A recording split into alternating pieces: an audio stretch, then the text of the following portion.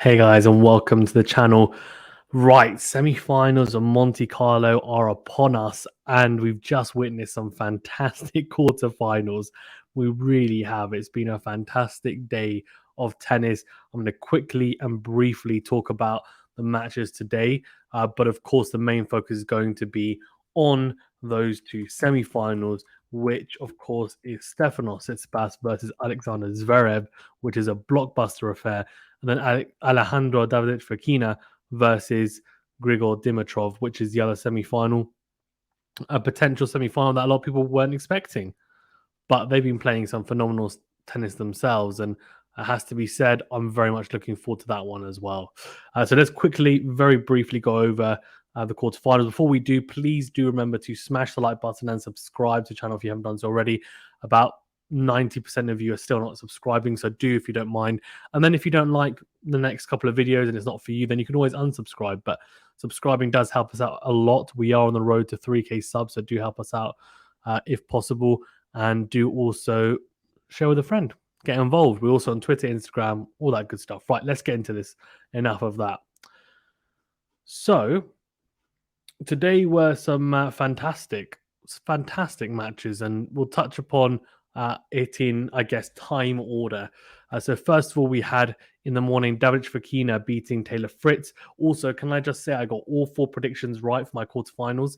I'm really happy because normally I'm not particularly good with predictions, so that was for me a massive plus, and I was really happy with it. And it could have gone wrong because there were 2 final set tiebreakers, but the guys that I predicted to win came up trump for me.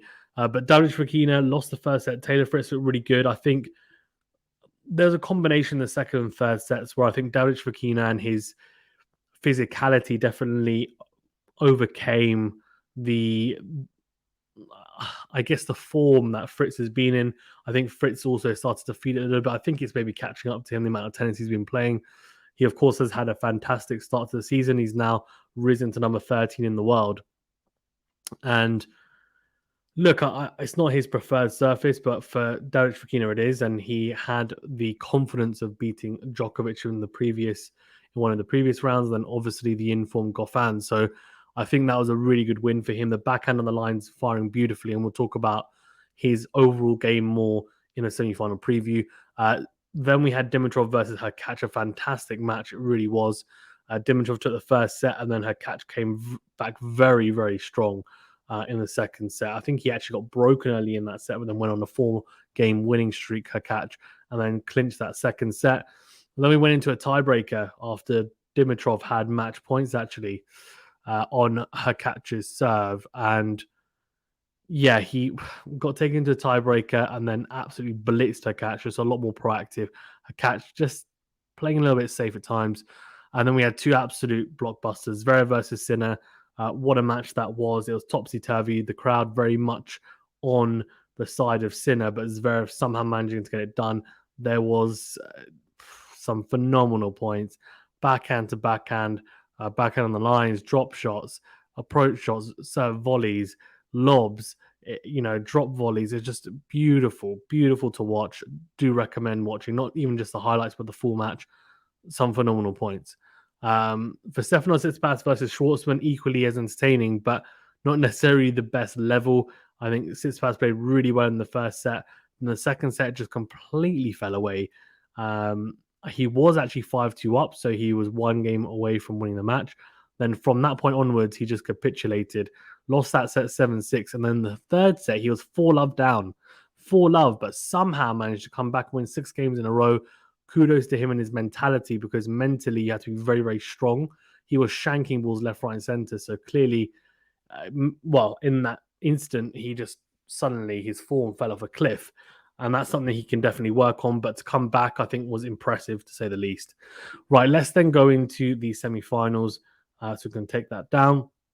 So let's start off with, of course, the big one, which is Alexander Zverev versus Stefano Tsitsipas. So that is an absolute cracker. And for me, potentially, whoever wins this will win the tournament. That's how I view it personally. I think they're both, in a lot of people's eyes, they would have been the top 3 contenders alongside Djokovic and maybe Alcaraz, maybe top 4. And of course, Alcaraz and Djokovic are gone, so we've got these two left. And the other two, Davidovich, Fokina, and Dimitrov, of course, capable of winning it. But these guys have been there and done it. They've already won Masters tournaments. You know, they've won the ATP World Tour finals. These guys are accomplished. They've been in the top 5 for a very long time. You would expect one of these guys to win it or be the favorite, and they are. So in terms of, you know, looking through the head-to-head, interestingly, and I say interestingly because I guess for me, you know, Zverev is someone who has such a solid game, but Tsitsipas just clearly likes this matchup because he has a 6-3 head-to-head, which is really, really impressive. And then if we look at the breakdown of the head-to-head, you know, you might say, okay, well, on hard courts, Zverev has the upper hand or has had recently. Last year, of course, they played each other 3 times. Acapulco, Zverev won in straights. Cincinnati won in 3 sets. But the one that I think is most relevant is Roland Garros on clay. Now, Tsitsipas was 2 sets to love up. Zverev came back 2 sets all, but then Tsitsipas got it done in the final set. Now, that is, I think, something for Tsitsipas to have a look at. He's never lost to Zverev on the clay. They've only played on clay twice, though. But you just feel like Tsitsipas is really confident on this surface. Interestingly, I think as well, for me, is in those encounters, you would imagine that Zverev was playing a bit too passively. I think that's definitely a criticism that has been levied at him in the past, just going cross-court all the time and not really utilizing, to be honest, probably his biggest weapon, which is the backhand on the line, which he has been using more in this tournament, for example, and in recent times, because he knows, look, if I want to win tournaments, I need to play to my strengths, and there's no point just. I think he actually said, "I'm not just going to push the ball back in court because I'm not going to win tournaments like that." And he's right. He's right. He might hit a few more unforced errors, but as long as he's hitting more winners than he usually would, then you know, and it kind of levels out, or at least I don't see any issue with it for sure. Sorry, excuse me, allergies. And then in terms of the matchup, Alexander Zverev has to serve well. He has to serve well. Tsitsipas, yes, his returning is not particularly good, but on this surface, you can get away with not being a particularly good returner because the courts are slower. But Zverev still has such a big serve that it will still cause havoc for Tsitsipas if he's making a lot of first serves. And Zverev did so in the quarterfinal, especially for the first set or so.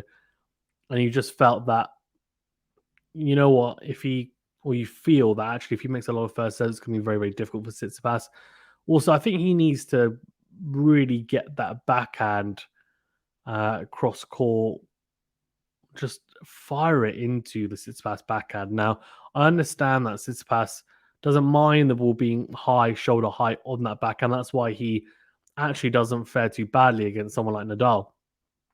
But I think for Zverev, the backhand to backhand exchange is a massive plus. I mean, it's something that, let's be honest, he should be winning those exchanges pretty much all the time in that exchange. Now, the issue that he'll have is the forehand to forehand. Tsitsipas has got the superior forehand. And loves running around the backhand. Now, Zverev's going to have to cramp Tsitsipas in that corner.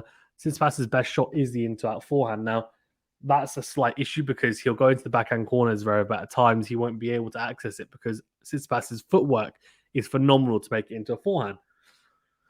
I think, personally, that Zverev should also utilize the forehand cross-court, the shorter one, which he hits pretty well. Tsitsipas doesn't like being dragged out and hitting running forehands. I personally don't think that's something he's super comfortable with. I also think Zverev needs to try and dictate. He can't let Tsitsipas dictate with a forehand. He needs to be proactive in the rallies. And if he is, which he has been, especially with a backhand on the line, I know it's into the perceived strength of Tsitsipas, but that backhand down the line is so good. And as one of the commentators said, it is different gravy. It's worth hitting it. It really is. And the depth I think he's been showing in large periods of this tournament will put him in good stead going into the Tsitsipas match because it's been really, really good. He's been striking the ball pretty cleanly with enough venom for me as well. which is great. The forehand, at times has looked fantastic. At other times can look a bit pedestrian. And serving-wise, he's looked pretty good. A couple of double faults here and there, but nothing to be super alarmed about. I also think he needs to come to the net. I think anything short from Tsitsipas, Zverev needs to be proactive, come to the net, and give Tsitsipas almost a taste of his own medicine, because Tsitsipas likes coming to the net himself. And that's something I think Tsitsipas is going to have to also do, but he's got to be careful because Zverev's passing and the way that Zverev passes people is pretty sublime at times. So Tsitsipas is going to have to, I think, commit, especially to the approach shot. Sometimes he can go a bit short with the forehand, especially the in-to-out approach, and go a bit safe.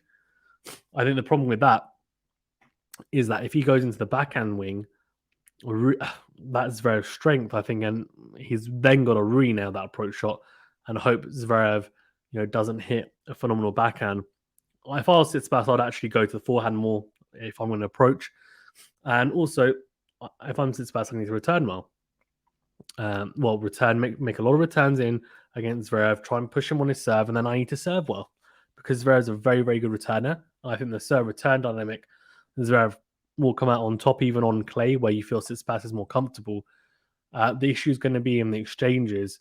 Can Zverev take the impetus, because really Tsitsipas has the bigger weapon, the forehand, and on this surface where he's able to make more forehands, really he will have some success. However, Zverev will look at today's match that Tsitsipas played and think, okay, he's easily, I guess, pushed off his game potentially. I just need to be very, very solid, and at some point we'll see a blip. Similarly, though, Tsitsipas could say and think the same things. Zverev has looked very good, especially in first sets generally, and then the second set he can dip or vice versa. But there seems to be a dip for at least a half a set, and it gives the opponent enough time to either come into it again or win the set. So that's my 2 pennies worth on Zverev Tsitsipas. A really, really interesting affair. I also think, to be fair, Tsitsipas should use a drop shot. Sinner used it really well against Zverev at times, especially when he is in a deep return position. It's a good 1+ shot to utilize, and also come to the net. Not just come to the net generally, but serve volley Tsitsipas, because Zverev is so far back returning. So I think that's a good option. In terms of my prediction for that, I'm going to go Zverev. I just think form-wise is in better form. I'm going to go Zverev in 3 sets, just because of how both players played in their quarters. I think Zverev played a better level. But if Tsitsipas plays the level we know he can, he's very, very capable of winning this, and obviously has a superior head-to-head. In terms of Davidovich Fokina versus Dimitrov, 1-0 the head-to-head there. They've only played once on outdoor clay. Davidovich Fokina winning in straight sets. This is an interesting one, I think, for Dimitrov. He's been crunching that backhand better than I've seen for a very long time. He really predominantly on other surfaces will just slice it the majority of the time and occasionally hit the flatter topspin backhand. On the clay, though, he's been hitting a lot of topspin backhands, and it's looked pretty good, to be fair, at times. It really has. Good depth. Not always the most penetrating shot, and he doesn't necessarily go for a lot down the line, for example, but he's been hitting it pretty well. And the forehand, we know how good that is. He'll run around the backhand, great footwork on that. And I think the volleys have been really good as well. He's been coming in behind shorter balls, good approach shots, even the serve at times. And he's got great feel as well, I feel, Dimitrov. So this, to me, is a really, really good opportunity for him to get revenge and kind of level up the head-to-head. Davidovich Fakina, though, has been in great form. I think, again, the physicality is definitely there. Dimitrov had a very physical match against her catch as well. So both coming into this with some miles on the clock after, some battles and wars, really. But for Dimitrov, I think for him, he needs to try and dictate as much as possible with the forehand. He's got to be aggressive and proactive, especially on the second serve return. And I think he needs to make sure that he's as close to inside the baseline as possible, come forward when he needs to. For Davidovich Fakina, he's going to have to try and take Dimitrov deep in rallies. And if he does, then he'll find some success, you'd imagine, because he should be the slightly more consistent player over long periods of rallies. And I think the backing on the line is crucial. I know Dimitrov will and doesn't have a terrible running forehand, but I think that's one that, similar to Zverev, Davidovich Fakina's got a pretty good one. It's not anywhere near the level of Zverev currently, but it's good enough that I think he needs to use that, especially on the clay. And there's some good drop shots as well that Dimitrov has been playing, but Davidovich Fakina is so good at getting them. We saw that against Djokovic. So I think shot selection is going to be really interesting, I feel, in this match. I'm going to go with Dimitrov in 3 sets as well. I wouldn't be surprised if Davidovich Fokina wins, though, because he's in very good form and he's definitely the more suited or, I guess, comfortable on the clay for sure. So in my eyes, I'm predicting a Zverev Dimitrov final. Let's see, though. I really think it could go either way. Really looking forward to it, to be perfectly honest with you. I think also worth noting, Davidovich Fokina, I think, has been serving okay. He needs to hit spots on his first serve, and then he'll have some success. He's been returning really well, though, so and getting deep into a lot of return games. Dimitrov doesn't have the biggest of serves, especially the second serve. That could be an issue, the serve return dynamic for Dimitrov. So he's going to have to dig deep. As soon as he's in the rallies, the 1+ shot's got to be good on the serve. We'll see. But I'm going to back him. He's got his parents in the crowd, etc. as well. Mum. Davidovich Fokina, though, is in red hot form, so it's going to be a battle, that's for sure. That's all from me. Thank you very much, guys, for tuning in. Really appreciate it. Please remember to smash the like button and subscribe to the channel if you haven't done so already. And we should hopefully be covering the final as a watch along as well, so do stay tuned for that. Thanks very much, guys. See you soon. Stay safe and well.